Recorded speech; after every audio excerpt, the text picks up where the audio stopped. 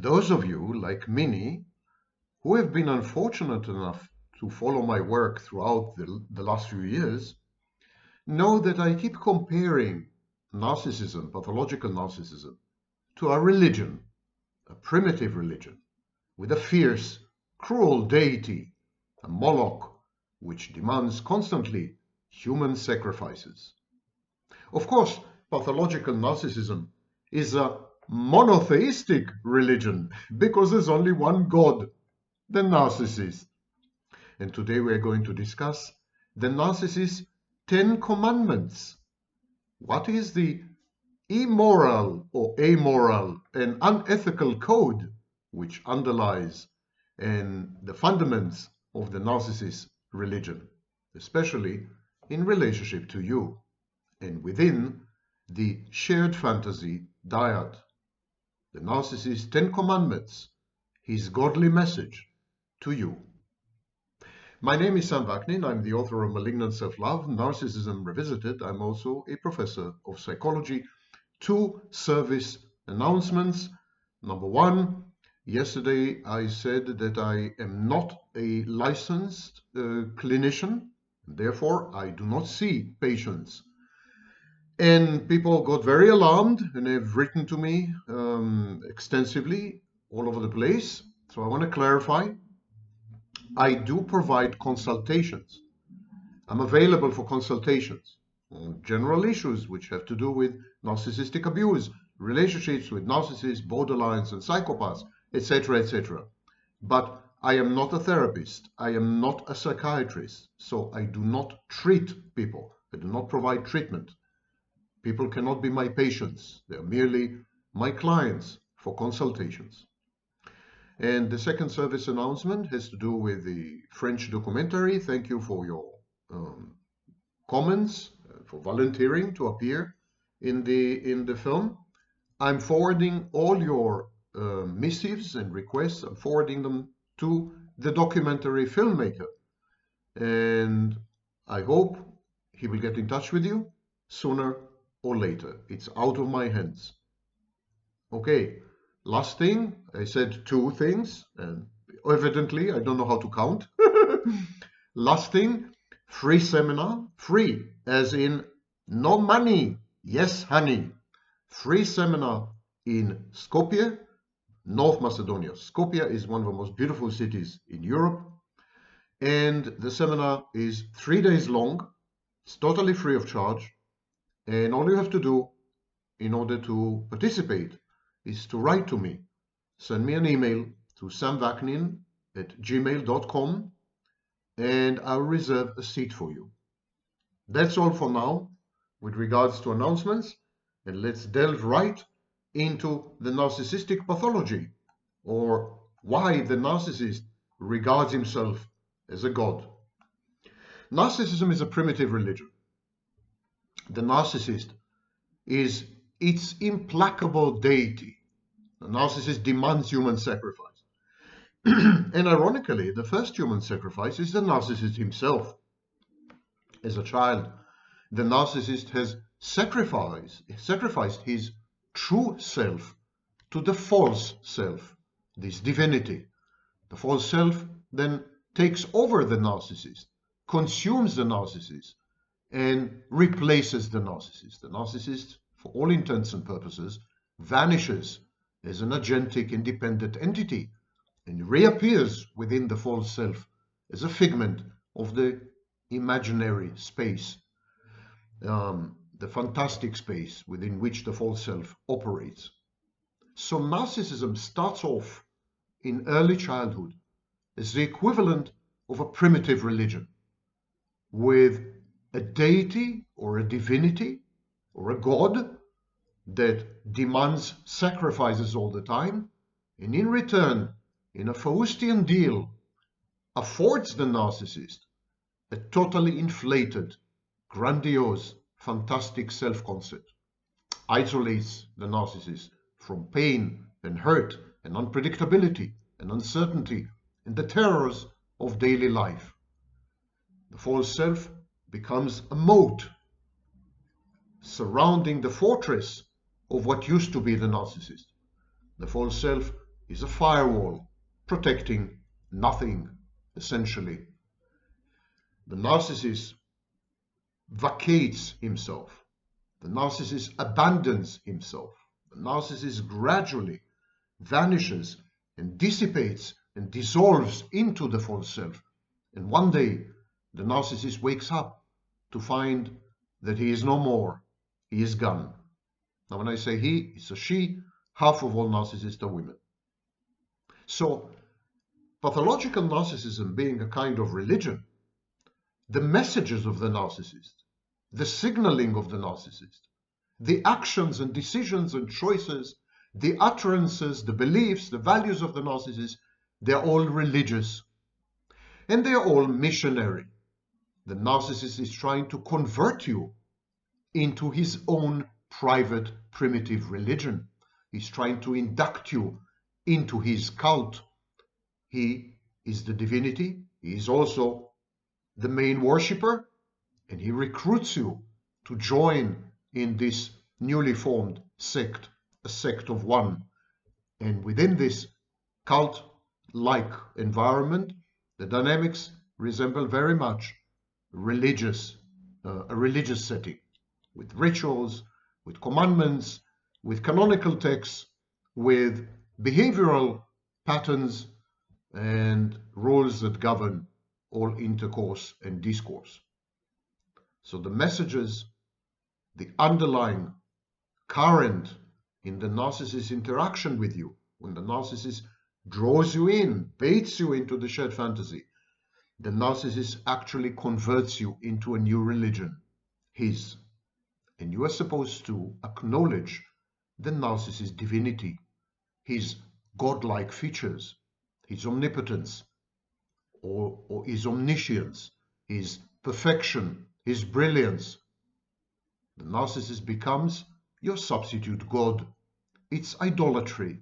It's a form of restored paganism.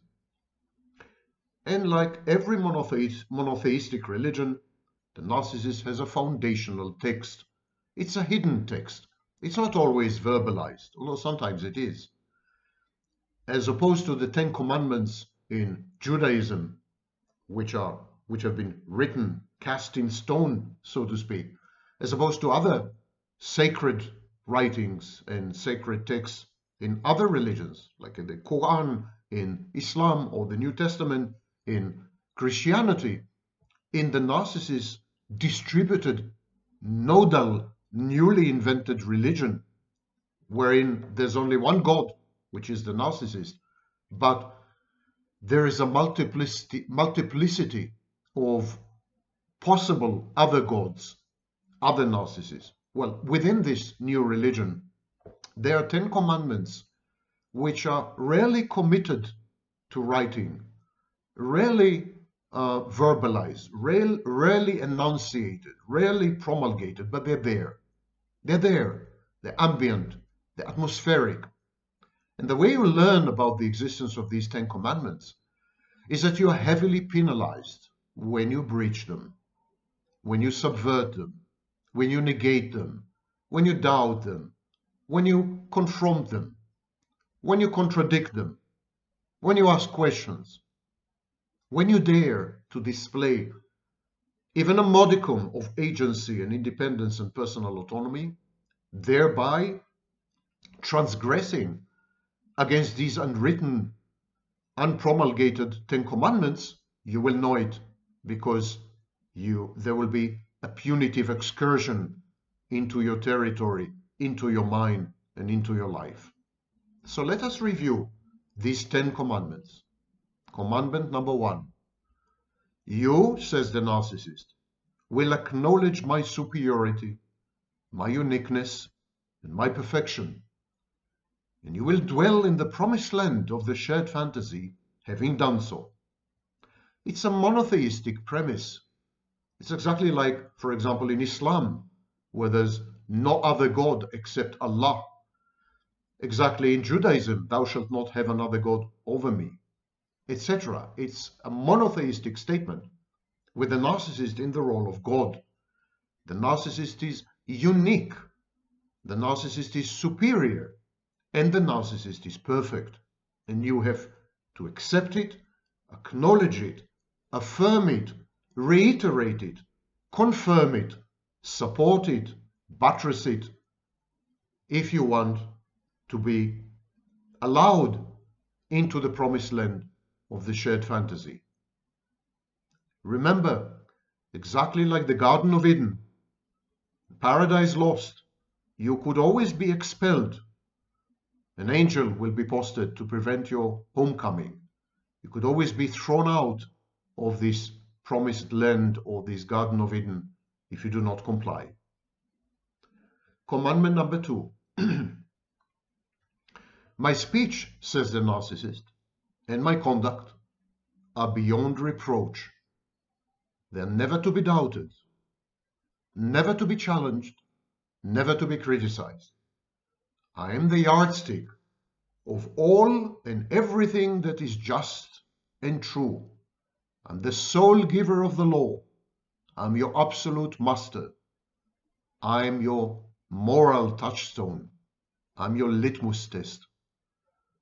So the narcissist is always right, always just, and can never ever be doubted or undermined in any way, shape, or form. He is beyond reproach, beyond criticism, beyond doubt.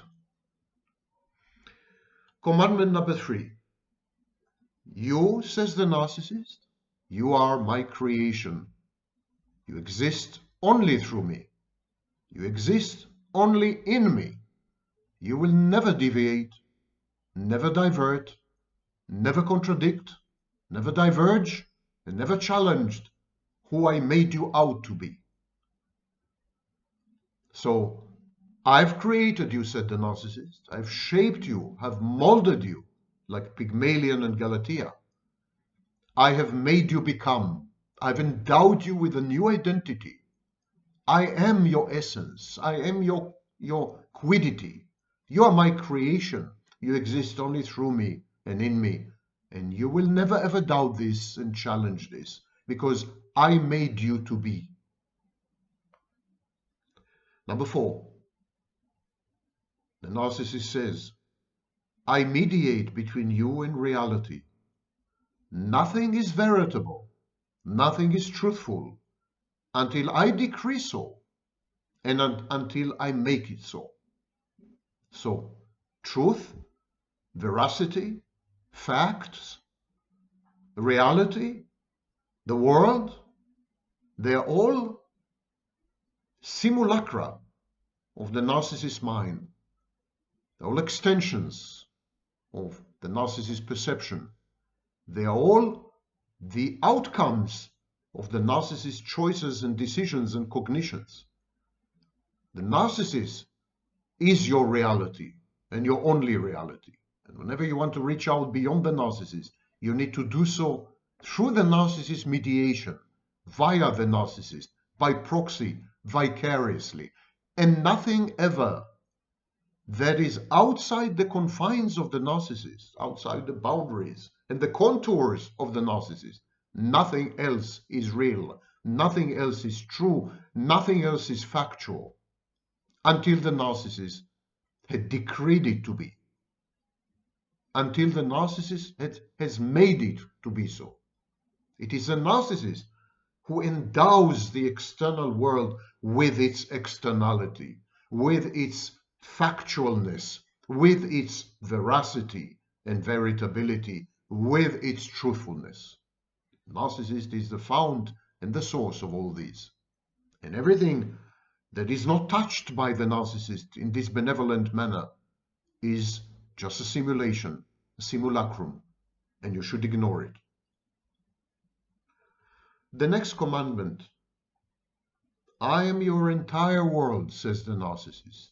You need no one else but me. You shall interact with no one else but me. You will confine yourself to me. You will constrict your life to me. I am the be-all and end-all. I am your totality. I am the entirety of your world. I am your universe. I am the only environment you can and should thrive in. The only ambience you should ever seek. the only set of circumstances, the only situation you should ever embed yourself in. I reify you, says the narcissist.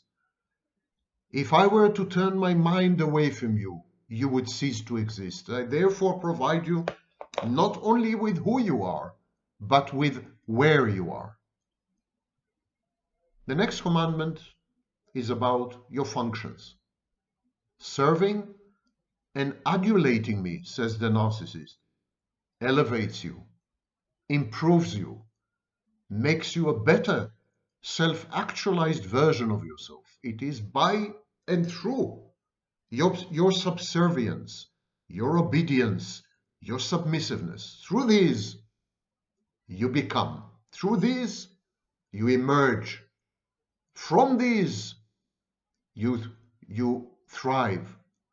These are the preconditions for your exaltation and elation, your completion and your happiness, your contentment and your drive and your energy and your élan vital, your force of life. They all emanate from me, says the narcissist. I am the power source. And so you need to serve me. You need to provide me with whatever I ask you to. You need to cater to my needs. You need to adulate me. You need to participate in my shared fantasy. You need to uphold and buttress my grandiosity. You need to comply with whatever demands I make. And you need to second guess and mind read my expectations and fulfill them even before I speak.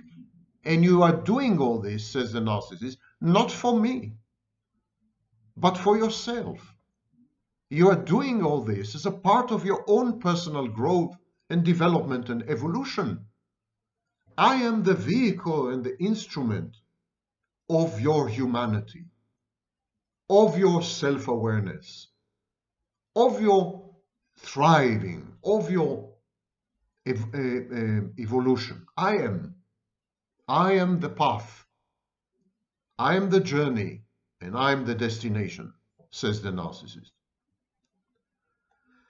The next commandment is about expectations. The narcissist says, I expect your unconditional love.